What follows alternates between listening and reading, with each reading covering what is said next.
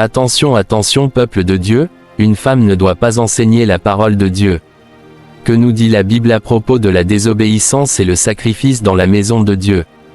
Est-ce que le Dieu que nous servons est un Dieu trompeur, ou un Dieu qui veille sur sa parole avant de l'accomplir? Si Dieu est un Dieu de vérité, alors pourquoi toi chrétien tu ne veux pas garder et pratiquer la parole de Dieu telle qu'elle a été donnée? Pourquoi veux-tu tordre et adapter la parole de Dieu à tes désirs charnels? Penses-tu avoir le droit de changer, transformer et modifier la parole de Dieu pour qu'elle s'adapte à tes besoins et à tes points de vue? Ne sais-tu pas que c'est toi qui as le devoir de te conformer à la Bible? Mais pourquoi femme, pourquoi désobéir-tu le Seigneur Jésus-Christ? Toute personne sur terre qui dire d'avoir vu Jésus-Christ leur parler en disant qu'une femme peut prêcher, devenir pasteur ou créer une église, laisse-moi vous dire que vous êtes en erreur. Car le Seigneur Jésus-Christ lui-même ne peut jamais se contredire parce qu'il veille sur sa parole avant de se manifester. Pourquoi Dieu n'a pas choisi la femme de Noé pour prêcher sa parole à la génération passée, mais il a choisi Noé lui-même? Pourquoi Dieu n'a pas choisi la femme d'Abraham mais il a choisi Abraham lui-même? Pourquoi les anges de Dieu n'ont-ils pas allé vers la femme de Lot pour leur sauver, mais ils ont allé vers Lot lui-même? Pourquoi dans le Nouveau Testament, parmi les apôtres, y a-t-il pas femme apôtre ou pasteur au milieu d'eux?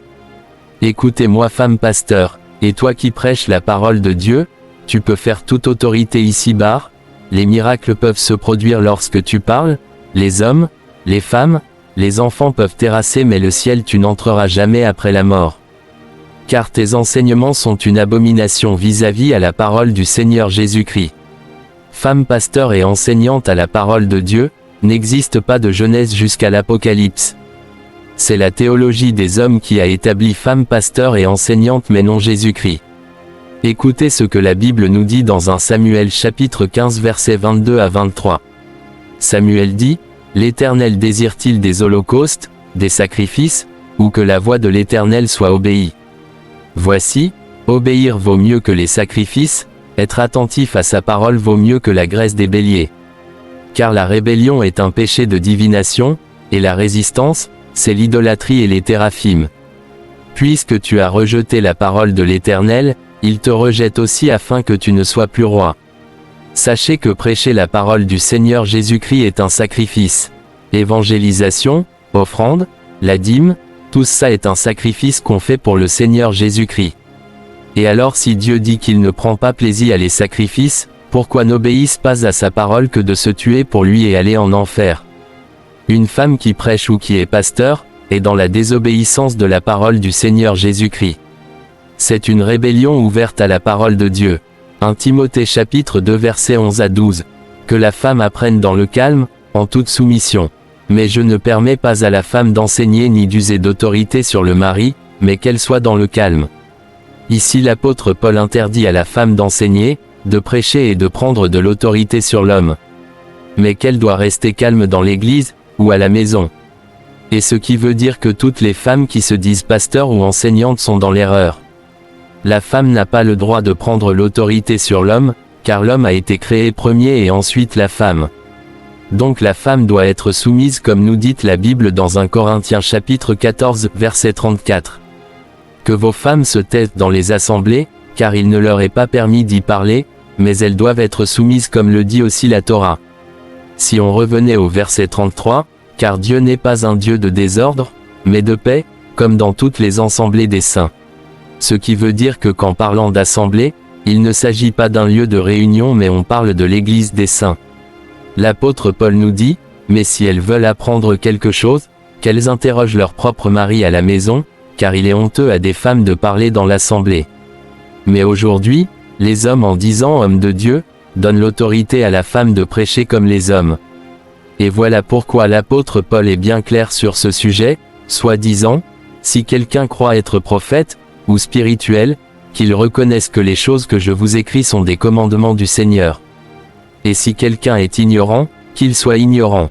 Mais aujourd'hui dans plusieurs églises nous voyons les femmes qui osent prendre le micro pour enseigner malgré que la parole de Dieu, la Bible, interdit aux femmes d'enseigner soi-disant qu'elles sont des femmes pasteurs. Toutes les femmes qui se disent prophétesses, pasteurs, enseignants, etc., sont en fait contrôlées par des esprits de séduction. Aucun passage biblique autorise à la femme d'enseigner. Mais ces femmes commettent l'abomination qui est le fait d'enseigner et de porter des vêtements, hommes et sexy. De plus, notre Seigneur Jésus-Christ dit dans le livre de l'Apocalypse, chapitre 2 verset 20, « Mais j'ai contre toi quelque peu de chaud, parce que tu permets à la femme Jézabel, qui se dit elle-même prophétesse, d'enseigner et d'égarer mes serviteurs pour qu'ils se prostituent et mangent des choses sacrifiées aux idoles. » Ce qui veut dire que toutes les femmes qui se disent prophétesses, pasteurs, enseignantes et autres, sont possédées et contrôlées par l'esprit de Jézabel. Femmes, écoutez-moi attentivement. Si vous écoutez ce message, n'endurcez pas vos cœurs mais repentez-vous et changez de vie. Descendez de la chair pour échapper au feu de l'enfer, car en aucun cas Jésus-Christ n'a pas donné l'autorité à la femme d'enseigner, ou prêcher sa parole dans les assemblées des saints. Quelle que soit son intelligence et l'onction qui la dévers, en aucun cas la femme ne prendre de l'autorité sur l'homme. Car en toute chose l'homme est le chef de la femme, il en est de même de l'assemblée des saints. L'autorité d'enseignement appartient à l'homme et non à la femme. Même si elle le fait bien, mais c'est le diable qui est derrière. La nature elle-même nous enseigne qu'une femme n'est pas porteuse de semences. Elle ne peut donc pas prêcher et apporter la vie éternelle. Un seul garçon parmi 1000 femmes fait changer le « elle » en ils à cause de l'autorité de l'homme. Je sais que beaucoup jugeront ce message, mais beaucoup aussi se rappelleront de ce message lorsqu'ils seront en enfer. Les temps sont finis mes frères et sœurs bien-aimés, car Jésus-Christ arrive pour donner à chacun ce qui sera sa désobéissance et son obéissance à sa parole. Notre Seigneur Jésus-Christ n'accepte pas que la femme enseigne. Alors toi femme, toi qui enseignes bien comme les gens le dirent, laisse-moi vous dire ceci. Si vous êtes enfant de Dieu, obéissez ce que la Bible vous dit.